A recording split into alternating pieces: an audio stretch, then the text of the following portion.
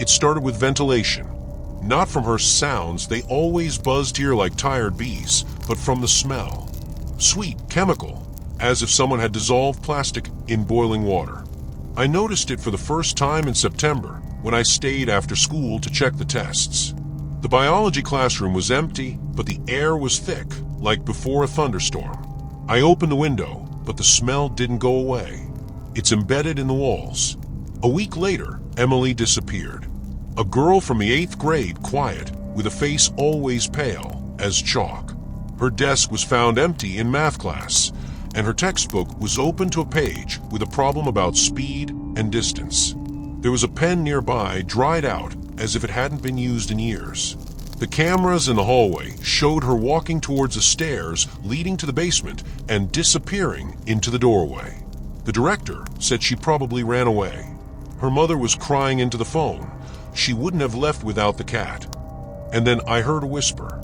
Not the voices, but rather the vibration. It was as if someone had run their finger over the glass of the ventilation grate. I climbed up on the table and shone my flashlight down the shaft. Dust, rusty bolts, and a piece of paper stuck to the metal. It was a piece of paper from Emily's notebook. "Don't go there." It was written in blue ink, and below it was a ventilation diagram with crosses on the corners. I went down to the basement. It took a while, but at first I stood at the door with the sign "Technical Room," listening to something bubbling inside, like water in old pipes. The smell was sharp and pungent. There are brown streaks on the walls, as if blood has been mixed with rust. And pipes. Dozens of pipes intertwined, like snakes. There are fresh scratches on one of them, as if someone tried to open the metal with their nails. I found her backpack in the corner. Inside were a pack of old textbooks, a withered apple, and a diary. The pages smelled of bleach. Last entry. They make me write this. They say I'm next. They live here, in the air.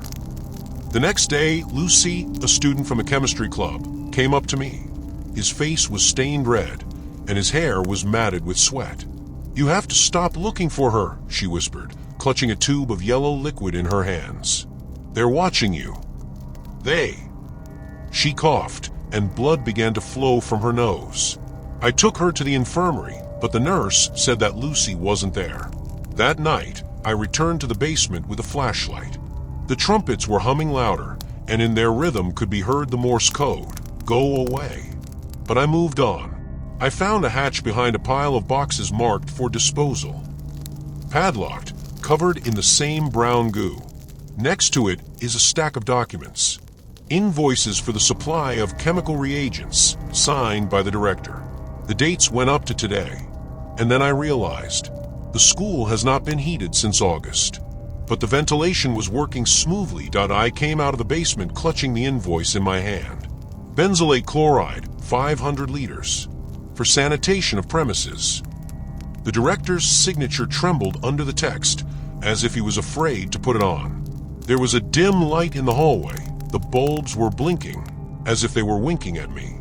I was walking past classrooms where there were still students on extended leave, and I could hear their laughter breaking into coughs. The next day, Lucy did not come to school. Her desk was empty, and on the chair was the same tube with the yellow liquid. I put it in my pocket, but at lunchtime, I discovered that the test tube was gone. Instead, there was a note in his pocket. "They're everywhere. Run away." The handwriting was similar to Emily's. Then I went to the caretaker, Mr. Grave. The old man worked here for 30 years, knew every corner of the school. His office smelled of mold and floor oil. "These pipes," I asked, "do they lead somewhere outside the territory?" He froze, wiping a wrench with a rag. "No," he said, not looking at me. "They end in the basement." But his hands were shaking. In the evening, I went down to the basement again, this time with a camera. I took off the hatch, pipes, and stains on walls. When I developed the pictures, I saw that on one of them there was a shadow behind the boxes, sharp, angular, too straight for a human. Like the outline of a closet, but there were no cabinets there. And then Mr. Grave disappeared. His tools were left scattered by the basement door, and on the wall was an inscription painted in motor oil. "They pay us for silence." I started noticing the details. students who coughed, wheezed, lost consciousness in class. The nurse was handing out inhalers like candy. The director smiled at the meetings, saying that it was allergic to autumn. But his office smelled of the same sweet chemical smoke. One night, I returned to school with a crowbar, knocked out the lock on the hatch. Inside was not a shaft, but a room. It was small, with concrete walls and a floor strewn with broken glass. There are graffiti on the walls. Save us. They're killing. Don't breathe. There was a rusty chair in the middle of the room, and on it was a child's backpack. Emily. And then I heard footsteps. Not in the ventilation, but behind the door. Heavy, slow. Someone was scratching the metal with their nails. I turned off the flashlight, but lights flashed in the darkness. Dozens of red dots, like the eyes of cameras. They were coming towards me, crawling along the walls, the ceiling.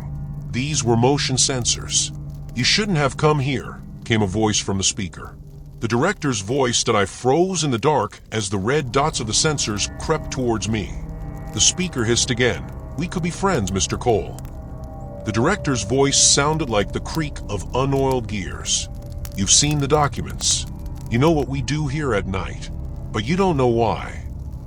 At that moment, there was a sound of footsteps in the corridor outside the door. Not footsteps, but as if someone was dragging a heavy bag. I pressed myself against the wall, feeling the glass shards dig into the soles of my feet. The door creaked, and light filtered through the crack. The shadow on the wall, broad and hunched, moved. Someone was muttering, "He's here, he's here, he's here." I recognized the voice. It was Sam, the janitor who had worked here the longest. The one who always smiled, swinging a mop like a sword. "Sam," I whispered. The shadow froze. Then there was laughter, wet and bubbling. "They gave me the keys," Sam said, "to open the hatches for people like you." I rushed to the exit, but the door slammed shut. The smell of chemicals became unbearable. My throat burned as if I had swallowed acid. A lamp flashed on the wall, illuminating graffiti. "They sell our air." In the morning, I went to the city library. The archivist, an old woman with a face lined like bark, took out a folder of newspaper clippings for me. Ridgefield Times, 1987. School explosion. 3 dead. The reason is a gas leak. But in the corner of the article in small print, the parents of the dead students have sued the Clean Air Company. They hushed up the case, the archivist said, leaning toward me. The school then stood on the site of an old pesticide factory. The soil has not been cleared. When I returned, I found Lucy. She was sitting on the roof of the gym, hugging her knees. Her hair was dyed black, and there were fresh cuts on her arms. "They make us breathe it in," she said, not looking at me, "so that we can't leave, so that we forget." Who are they? Those who bought the land, those who pay the director, those who send trucks at night.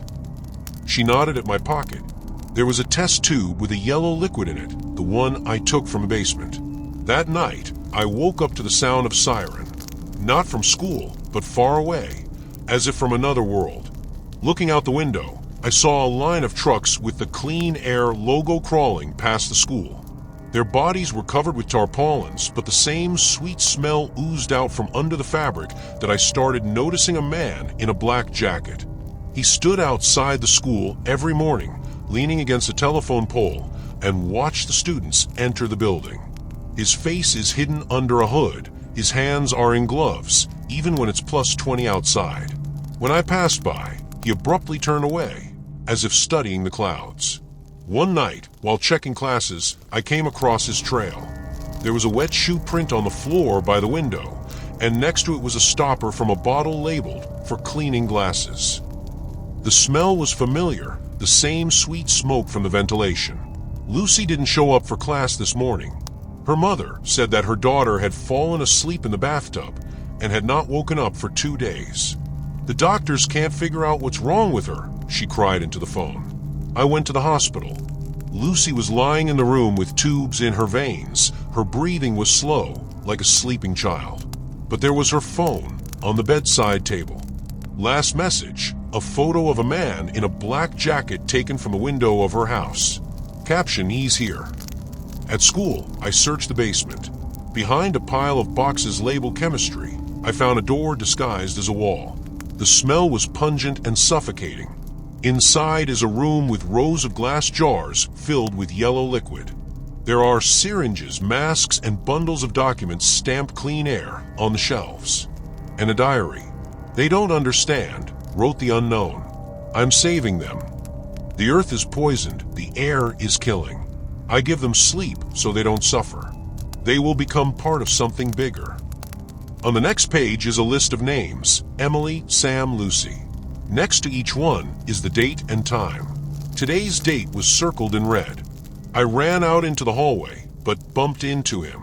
A man in a black jacket was standing by the stairs, holding a syringe in his hand. His face was pale, with dark circles under his eyes. You shouldn't have searched, he said, and his voice sounded like the rustle of dry leaves. It's a mercy.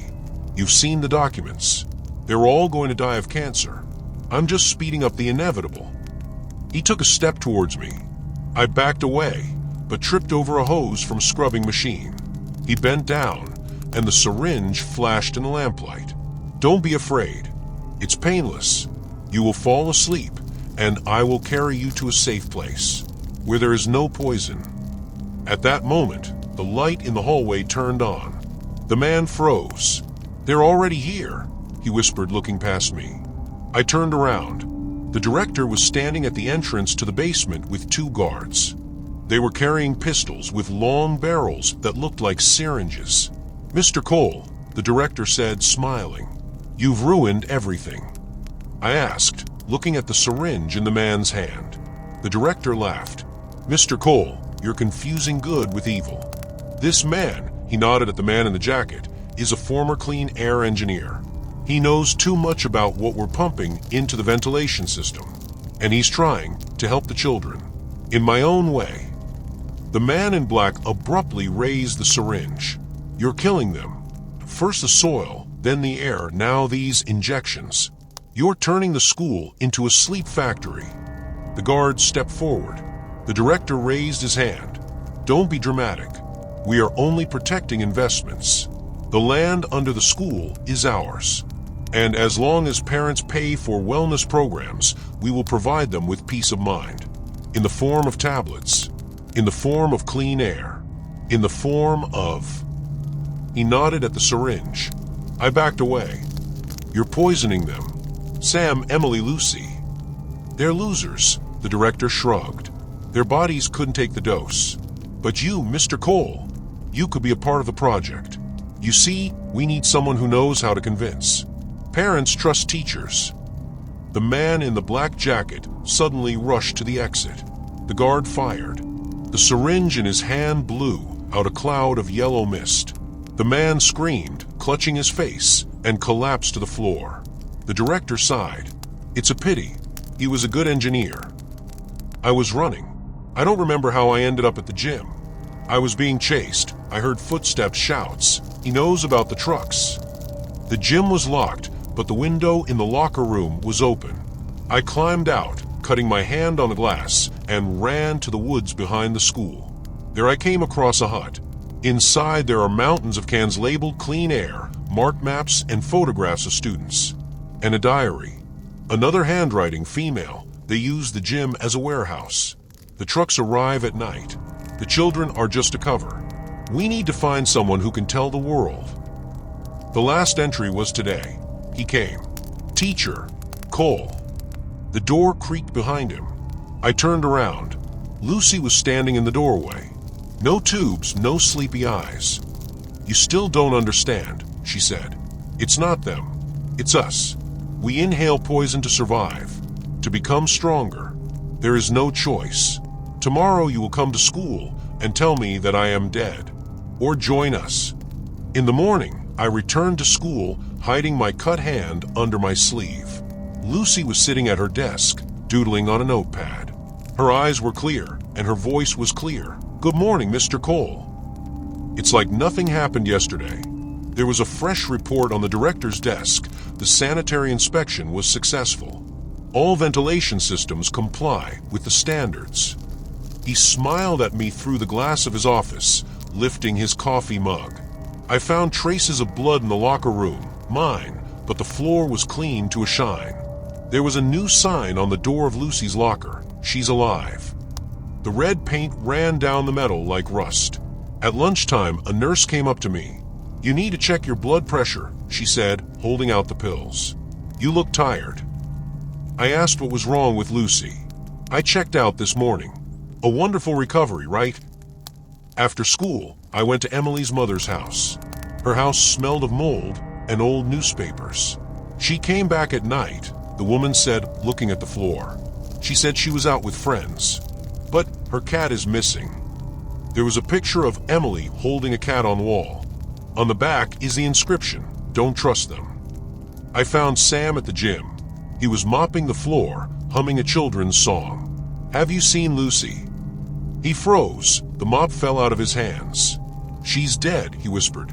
"They're all dead." Then he smiled and added, "But they'll be back soon." In the evening, I received a letter in the school mail. The video file. The recording shows yesterday's scene in the basement, but the editing was changed. It seemed like I was attacking the director, and the man in black was defending himself. At the end is the text, "Are you sure you remember everything correctly?" The next day, a pipe burst in the classroom. Instead of water, yellow liquid gushed out of it, smelling of chlorine. The children were screaming, gasping for breath, but Lucy stood still, looking at me. "You're not leaving anyway," she whispered as the others ran for the exit. "You're already a part of it." I ran to the director's office. The door was open. A man in a black jacket was sitting inside, alive, with a bandaged face. "You don't understand," he said, not looking at me. "It's not poisoning. It's a medicine. We give them immunity. And you're just a teacher." Sirens began to wail outside the window. The police arrived. I was arrested for assaulting the director. At the station, the sergeant put a photograph on the table. "Is this your car?" The picture shows my trunk full of cans labeled "Clean Air." I was sitting in my cell, staring at a crack in the wall. The police didn't believe my stories about clean air. "You found the cans in your trunk yourself," the sergeant said. "Maybe you drove trucks at night, too?" But then the police station's door swung open. 3 teenage students from my class entered. Derek, the captain of the football team, was holding a folder in his hands. Molly, a quiet girl with a camera, was biting her lip. And Tyler, the hacker who hacked into the school's server last year. "We know where the truth is," Derek said. "Lucy told us." They brought the evidence. Photos of clean air trucks surreptitiously removing barrels of toxic waste behind the school. A video of the director handing envelopes with money to Mr. Grave. And the diary of Emily, who everyone thought was missing, but who, as it turned out, lived in an abandoned house near the forest, collecting evidence. "She said you're the only one who can help." Molly handed me the photo. "But if you don't get out of here, they'll kill us all." It was Lucy in the picture. Alive, laughing, surrounded by children from the chemistry club. On the back is an inscription. They are in the gym, under the floor. I was released on bail, thanks to a mistake in the paperwork, as the sergeant muttered. That night we met at Emily's abandoned house. She was sitting on the floor, surrounded by maps and test tubes. "They don't want to kill us," she said. "They want us to keep quiet." But I found my father's notes. He worked for Clean Air. They don't just pump poison into the ventilation. They feed us with it, to get us used to it, so they couldn't leave. Tyler hacked the school server. Files flashed across the screen. Adaptation program, dosage for 8th grade, evacuation lists. "They're getting ready for something big," he whispered. "An inspection is coming here next month. They want to show that school is an ideal place, and those who know the truth. They'll take it away," Derek finished. In the morning, we broke into the gym. The floor was freshly scrubbed, but we found pipes under the floorboards where the cabinets once stood. Not ventilation, old, rusty, with valves connected to trucks. And the boxes. Hundreds of boxes with cans of clean air. "They don't filter the air," Emily said. "They recycle it. Children are living filters. We inhale the poison and they collect it." At that moment, the alarm went off. The gym door swung open. A man in a black jacket stood in the doorway. "There's a syringe in my hand. That's why I wanted to put you to sleep," he said. "You don't understand. It's the only way to survive. The journalists will arrive tomorrow. And you'll ruin everything." I woke up to the sound of glass hitting the floor. Lucy was standing in the bedroom window. Her face was pale, and her hair was plastered to her neck with sweat. "They know you're helping me," she whispered. "You need to leave." I let her in. She was shivering, not from the cold, but from fear. "Why are you?" I asked. "Why exactly did you come to me?" She paused at the door. "Because you're the only one who doesn't look at me like I'm a corpse. Because..." She turned away, but I managed to see the tears. We spent the night sorting through the documents. Her hand accidentally touched mine, and I felt her shudder. "You must hate me," she said, "after everything I've done." "It's not your fault. You were sick. They made us all sick." She laughed bitterly, joylessly. "That's not the point. I saw the way you were looking at Emily. You feel sorry for her. And I'm just a monster." In the morning, I found her sleeping on the couch. Her hair was spread out on the pillow, and there were needle marks on her neck. I covered her with a blanket, but she woke up. "Don't do this," she whispered. "Don't pretend that you care." At school, Emily was waiting for me at the office. "Did you sleep with her?" she asked without preamble. Her eyes were burning. "She's using you." "How she used me?" "What are you talking about?" "She's in love with you. Do you think it's an accident that her father worked for Clean Air? She knows that you will do anything to protect her. And then she'll tell the truth, and you will become just like them." In the evening, Lucy disappeared. There was a note on my desk. "I'm sorry. I can't lie anymore." And a flash drive. It shows a video of Lucy and the director in the office. "He doesn't know what I'm filming," she whispers to the camera. "But I have to. He says he loves me, that we can be together when it's over." I watched the video until the end. Lucy and the director are in his office. "Are you sure you want to do this?" he asks, stroking her hair. "Yes," she whispers. "I'm tired of running. Let them think I'm dead. Let him think I'm dead." She kisses him, not like a daughter, not as a victim, as an accomplice. I found her at the gym. She was standing on the edge of a diving tower above an empty pool. "There's a syringe in my hand. Did you see everything?" she asked without turning around. "You used me. You wanted to be used yourself. You loved me. Love is always manipulation, Mr. Cole." She took a step forward. "I'm sorry. I can't pretend anymore." "Lucy, no." But she had already jumped. Not down, but to the side. On the floor of the pool, where the glass fragments from the broken pipe lay. Her blood mixed with the yellow slime, spreading across the concrete like a watercolor. I went down to her. She was still breathing. "Why?" I asked. "And because it's the only way to win," she whispered. "Now you're going to tell everyone. Tell them that I died because of them. And they will blame themselves." The last breath. Her eyes remained open, staring at the ceiling where the chandelier once hung. In the morning, the school declared mourning. The director cried at the meeting, talking about a tragic accident. Her diary was in my pocket. Last entry, "He will believe in my death. He has to believe." And there was a surprise waiting for me on the roof of the gym, where I went up at night. Dozens of cans of clean air, arranged in the shape of a heart. And a note. "Thank you for helping me disappear. Lucy." I can still hear her laughter in the ventilation. But now I know it's not a hallucination. It's her. Lively. Somewhere out there, outside the school that we destroyed. And afterward, for those who have watched to the end. Are you still breathing? Good. Bad. I don't know. If you hear a whisper in the vent, it's not Lucy.